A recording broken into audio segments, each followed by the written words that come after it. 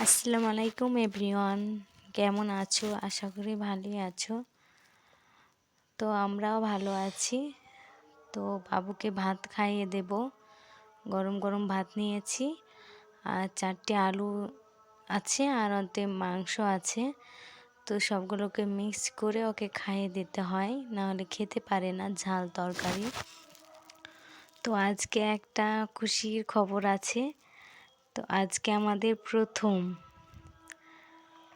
একবারই প্রথম আমাদের বাড়িতে রায় আসলো। তো দেখো বাবু ওখানে রায়ের বস্তায় বসে আছে, আর এটা হচ্ছে সেই রায়ের কিছু কিছু নোংরাগুলো, এগুলা জাল দেওয়া হয়, ওর ভিতর রায় আছে।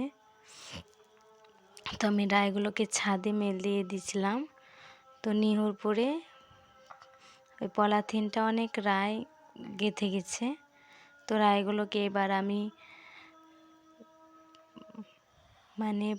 পা দিয়ে একটু শুকোতে হবে, একটা গোটা দিন লেগে যাবে শুকোতে, এখনও খুবই ভেজা আছে।